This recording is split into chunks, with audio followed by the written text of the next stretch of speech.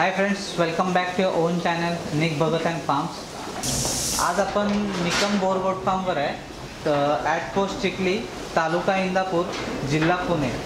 इथे total pure Boer breed आहे, original breed आहे, निमकरकडून परचेस केलेली आहे। तर आपण निकम सरांकडून विचारून घेऊया की ते त्याचं फार्मचं मॅनेजमेंट कसं करतात आणि एवढ्या मोठ्या प्रमाणात मॅक्सिमम 50 शेळ्या आहेत त्यांच्याकडे आणि ब्रीडिंगसाठी 2 सेपरेट नर आहेत। तर त्यांच्याकडूनच विचारून घेऊया की आपण ते मॅनेजमेंट कसं करतात फार्मचं।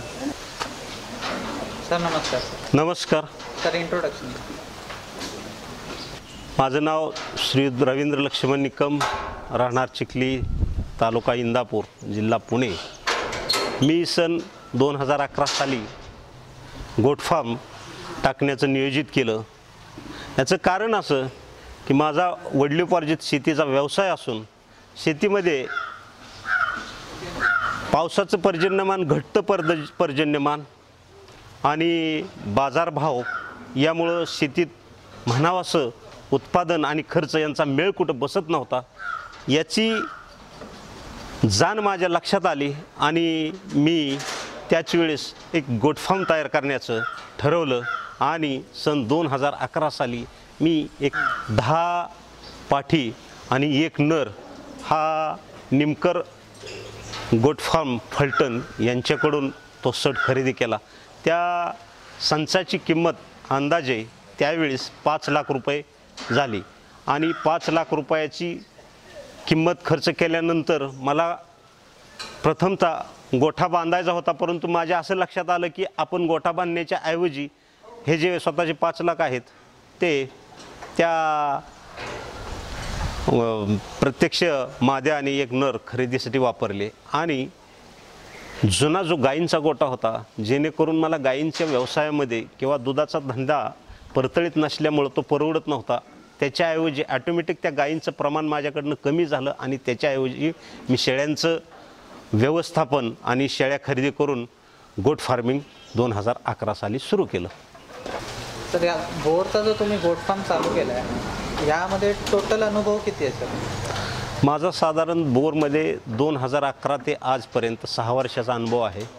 ओके सर, आपण जेव्हा स्टार्टिंगला गोट फार्मचा विचार केला असेल तेव्हा तुम्ही वेगवेगळ्या ब्रीड म्हणजे त्याच्यावर पण विचार केला असेल की फक्त म्हणजे बोरच का निवडला तुम्ही त्यावेळेस? बोरमध्ये जी वजन वाढीची क्षमता, रोगप्रतिकारक क्षमता आणि बोरचे दर इतर शेळ्यांपेक्षा सर्वात जास्त असल्यामुळं बोर केल्यानंतर माझ्या असं लक्षात आलं की बोर या ब्रीडिंगमध्ये जेवढा नफा आहे तेवढा इतर ब्रीडिंगमध्ये नफा नाही। सर्वात जास्त नफा कमवून देणारा बोर हे ब्रीड असल्यामुळं मी बोरचाच विचार केला आणि तेव्हापासून मी बोरचं संगोपन करत आहे। सर, आपण ही जी बोर ओरिजिनल बोर तुम्ही बोलताय, आपण ही कुठून सिलेक्ट केली होती? 1992 साली प्रथमतः Nimkar seeds private limited Phaltan यांनी साऊथ आफ्रिकेकडून आणि ऑस्ट्रेलियाकडून काही प्रमाणात शेळ्या आणल्या आणि त्यांनी त्यावेळेस ओरिजिनल ब्रीड तयार केलं आणि मी साधारण त्यांच्याकडून 2011 साली 10 माद्या आणि 1 नर त्यांच्याकडून खरेदी केला। 2011 साली 10 माद्या आणि 1 नर। मग त्यावेळेस तुमचं टोटल बजेट किती होतं? त्यावेळेस टोटल बजेट 10 माद्या अधिक 1 नर असं 5 लाखाचं बजेट त्यावेळेस खरेदीचं फक्त झालेलं होतं। अच्छा। त्या जेव्हा तुम्ही स्टार्टिंगला जेव्हा ब्रीड घेतली होती बोरची, त्यावेळी तुम्ही शेडमध्ये इन्व्हेस्टमेंट केली नव्हती? शेडमध्ये त्यावेळेस मी इन्व्हेस्टमेंट केली नव्हती, कारण माझा जुना गोठा शिल्लक होता आणि जुन्याच गोट्यात मी त्याच शेडमध्ये बाहेर थोडं कंपार्टमेंट मोकळं जे असतं ते मोकळं कंपार्टमेंट बाहेर वाढवलं आणि जुन्या गोठ्यामध्ये मी तो व्यवसाय सुरू केला। ओके, आता हा जो आपण शेड बघतोय तो म्हणजे तो कसा तुम्ही तयार केला? हा शेड मी बऱ्यापैकी बाहेरचे जे नवीन डेव्हलपमेंट झालेले शेड्स आहेत त्या शेडवर जाऊन माहिती घेऊन आणि साधारण जास्तीत जास्त निमकर गोट फार्म फलटण यांचं मार्गदर्शन घेऊन मी हा आत्ता जो आपण पाहतोय तो ते शेड साधारण 2 वर्षापूर्वी मी तयार केलेला आहे हे शेड. ओके. आणि हा जो शेड आहे तो मला वाटतं पूर्ण म्हणजे तुम्ही कॉन्क्रीट केलं आहे.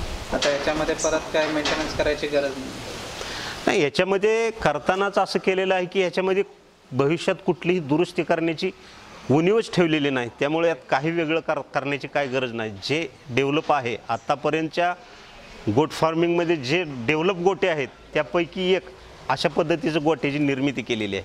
ओके. पण सर जेव्हा हे कन्स्ट्रक्ट करताय तुम्ही तेव्हा टोटल कॉस्ट किती आली होती तुम्हाला? त्यावेळेस गोट्याला माझ्या 5 लाख रुपये खर्च आलेला आहे. अच्छा. म्हणजे गव्हाण पण तुम्ही परमनंट करून घेतले, त्याच्यात काय चेंजेस करायची गरज नाही आता? अजिबात नाही. माझ्याकडं गोठा आणि गोठ्याच्या खाली इतर गोट फार्ममध्ये सिमेंट, कॉन्क्रीट किंवा फरशी वापरली जाते. परंतु कॉन्क्रीटमुळं उन्हाळ्यात कॉन्क्रीट गरम होतं, तसेच फरशीसुद्धा गरम होते. आणि हिवाळ्यामध्ये खूप थंडी ज्यावेळेस असेल त्यावेळेस ती फरशी किंवा कॉन्क्रीटचा गोठा गार पडत असतो. त्यामुळं थंडीमुळं पॅरालिसिससारखे आजार होण्याची जास्त शक्यता असते. मग मी त्याच्यासाठी ही जी साधी आपली कुंभारांनी भाजलेली वीट किंवा बांधकामासाठी साधी लहान वीट वापरलेली आहे, ते फक्त मी विटेला वीट आपण पाहताय अशी लावलेली आहे. महाराष्ट्रात नव्हे देशात प्रथमतः ही विटेवर मी गोट फार्म तयार केलेलं आहे. याचं कारण असं आहे, वीट म्हणजे पूर्वी नैसर्गिकरित्या ही शेळ्या असल्यात म्हणजे मातीतच असतात.